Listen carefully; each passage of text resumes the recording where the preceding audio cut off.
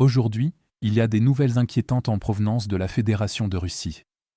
Ici, la Russie pensait avoir trouvé une solution après l'effondrement de ses exportations de pétrole sous les frappes ukrainiennes répétées.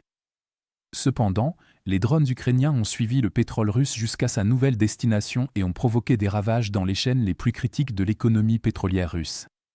Les récentes frappes ukrainiennes ont stoppé environ les 2/3 de la capacité d'exportation de pétrole russe en endommageant des infrastructures essentielles.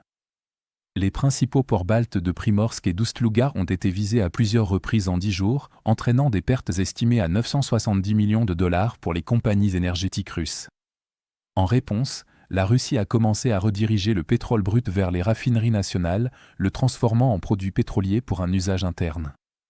Cependant, en raison des sanctions occidentales et de la forte dépendance à l'exportation, la Russie est contrainte de vendre son pétrole sur le marché intérieur, qui ne peut pas absorber tout l'excédent, surtout au prix du marché international, ce qui indique qu'il ne s'agit que d'une solution temporaire et partielle. Afin de perturber ces flux de pétrole redirigés, l'Ukraine a commencé à attaquer les raffineries, et la quatrième plus grande de Russie, celle de Lukoil à Nijni Novgorod, a arrêté ses opérations après une frappe de drone, perturbant l'approvisionnement en carburant jusqu'à la fin du mois. Cette raffinerie a une capacité de traitement d'environ 17 millions de tonnes de pétrole brut par an et constitue un fournisseur clé de carburant pour la région de Moscou, représentant environ 30% de sa consommation. Cela crée des goulets d'étranglement et provoque des pénuries de carburant dans la région de la capitale, obligeant à importer des produits pétroliers raffinés d'autres régions.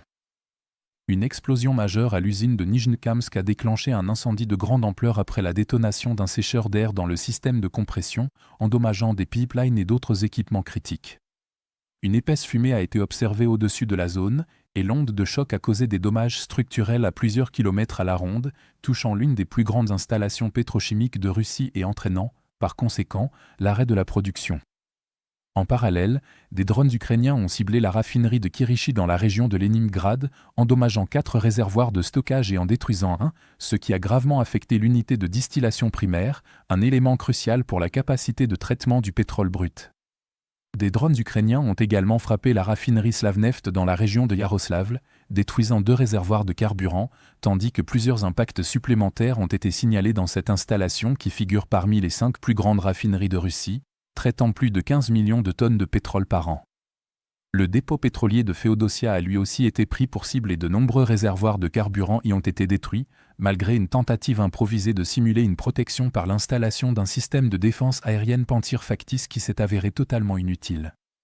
Une autre frappe de drone ukrainien a provoqué un incendie dans une installation pétrolière à Yakimivka, dans la région de Zaporijia, laquelle servait de base de stockage et de manipulation de carburant et de lubrifiant pour l'armée russe. En outre, des drones ukrainiens ont attaqué la centrale électrique de Novogorkovskaya à Kstovo, un carrefour énergétique clé alimentant l'industrie, y compris la raffinerie locale. Enfin, une frappe de drone ukrainien distincte a visé la raffinerie Bashneft à Ufa, endommageant l'unité de distillation, un composant essentiel pour le raffinage du pétrole brut et la production de carburant. Après avoir détruit les raffineries de pétrole russes, l'Ukraine a recentré ses efforts pour empêcher la Russie de rétablir et de rediriger les flux pétroliers vers les principaux centres d'exportation. Des drones ukrainiens ont de nouveau mis le feu au port d'Oust-Louga.